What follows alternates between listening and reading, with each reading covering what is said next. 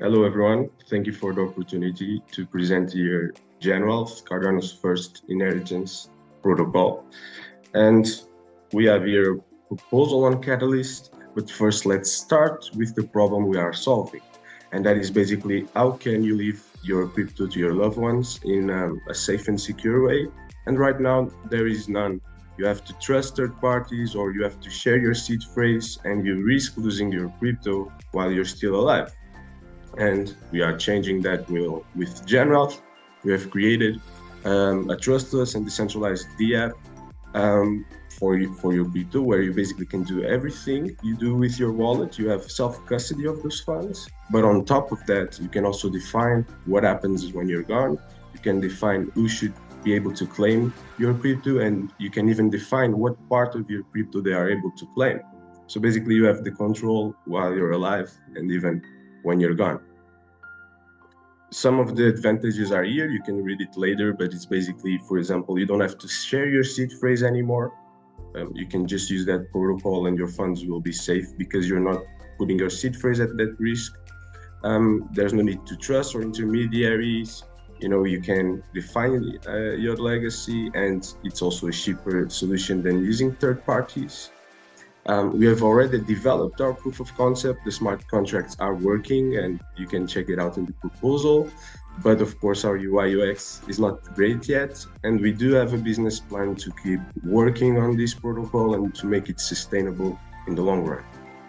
What we want to do with this proposal is basically do some optimizations, especially create a better UI UX and a great user experience for everyone using. So it's easy. We'll deploy on testnet and have a bounty program for everyone to participate.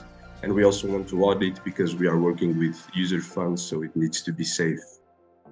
And this is me. I'm part of the team that will deliver this, and I have 5 years of experience in the Web2 startup world in the business side. And then we have Ariadi, our CTO, that has 14 years of experience as a developer and 1 year as a Cardano full stack developer. And so please vote for us and make this come to life. I think we are building some critical infrastructure and we need a safe and decentralized way to think about the future and to leave this crypto to the next generation. Thank you.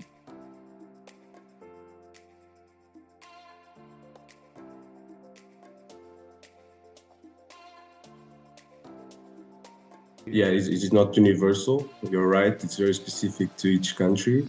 And in fact, I've worked in a startup that made wheels. It was like Wheel Easy. It was just made an automatic wheel. So I've noticed that you could only follow certain legislations. But the thing is like, this basically substitutes two people. First is the process of writing a will to make sure your wishes are respected. And second, it is the process of executing on that will that you also need to pay someone to do. That is the person that will read and distribute things accordingly. That is what we substitute. Those people don't take care of your taxes. And unfortunately, at the end of the day, you're the one that will need to get informed about your legislation, even with those people in the traditional way, and pay your taxes. Here, it's kind of the same. So it will distribute everything automatically, but in terms of taxes, you will need to get informed. The thing is kind of tricky because imagine if you're dying, someone has access to your bank account and transfers the money to someone else. Technically, you don't own any taxes, you don't owe any taxes. And at the end of the day, this is also just a transaction. So technically, you might not owe any taxes, but it is better to get informed. In the future, we will try to have inside the platform, but not for this version, targeted information about the taxes you might be able to pay, you might need to pay. So you can, for example, select your country and you can see what are the laws that also change. For example, in the UK, if you have up to 500,000 euros in inheritance, you don't pay anything, less. But if you have more, you then have to pay a tax. So other countries you pay all the time. So yeah, it's very different.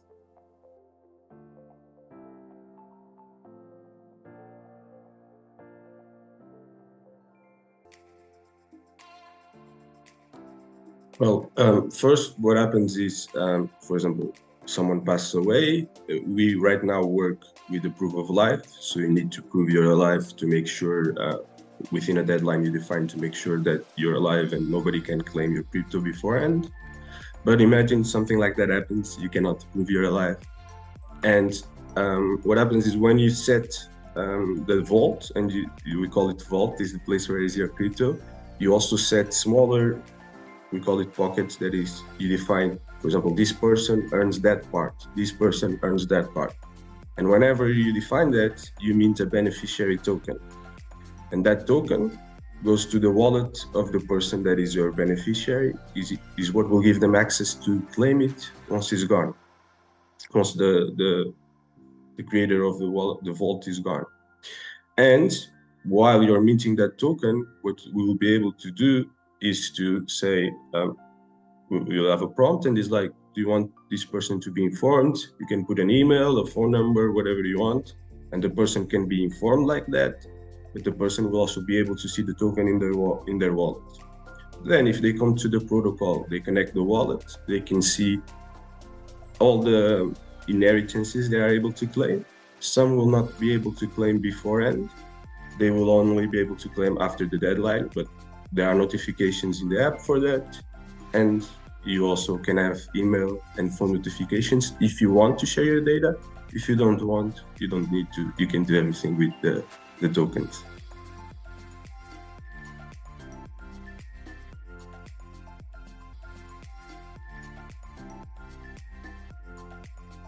Yeah, in terms of security, I think one thing that can go wrong, right, if we are not careful, is the smart contracts, right? The smart contracts are an issue in itself, and that's why we are trying to do a security audit in this proposal, because even though if you have a lot of different people checking, you're never too safe, right? So I think this is important. In terms of the security of the protocol itself, everything is based on, so when you create the vault, you mint a token that is the key to your vault. And this token is in your wallet, okay? So if you have the token in your wallet, you're the only person who can move the funds in the vault and use the vault. So as long as you keep your private seed phrase, your seed phrase private and safe, your tokens will be safe in the same way that you use your wallet, okay? So the security is based on the blockchain mechanism of the private and public seed phrase of the wallet. It's just something that is kind of on top of your wallet and it gives you more functionalities. So if you don't lose that, it's safe. And what you can do as well is share. For example, if you have multiple wallets, you can give access with that token to each of these wallets if you send the tokens to that wallet.